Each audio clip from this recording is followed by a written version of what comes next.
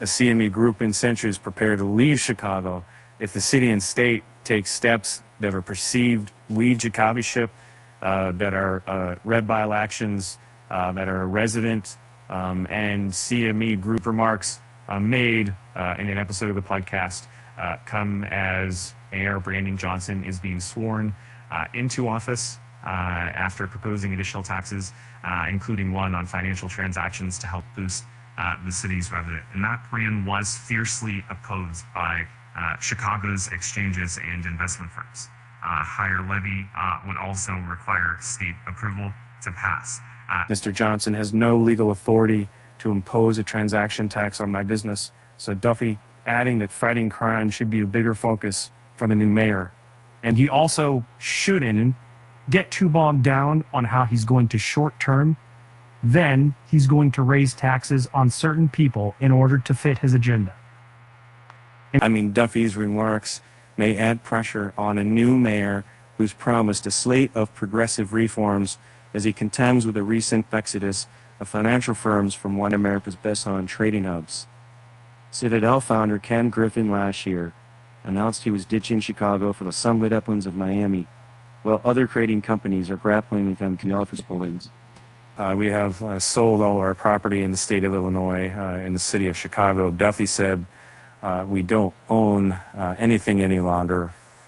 In our leases, we have a language in there that says if there's something that's ill-conceived from the city or the state, that our leases are null and void, Duffy said.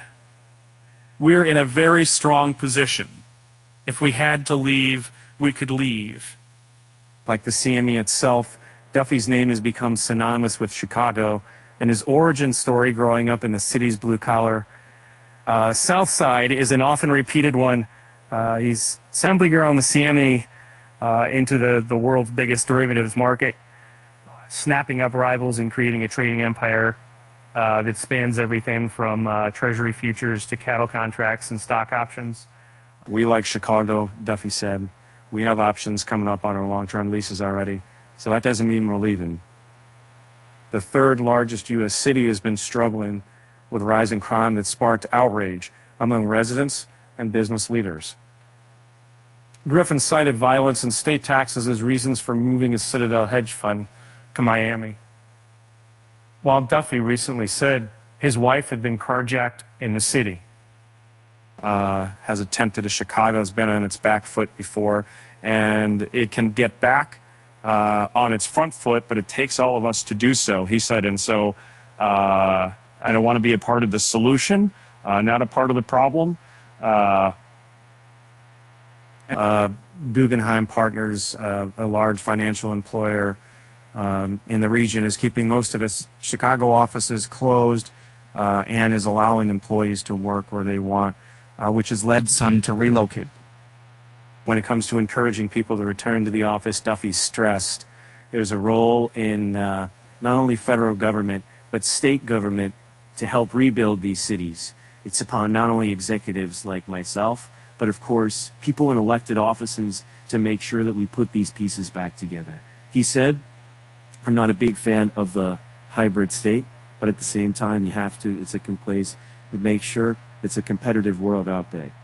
Duffy said his employees that work in the risk and clearing departments are in 5 days a week, while others are on a more flexible schedule.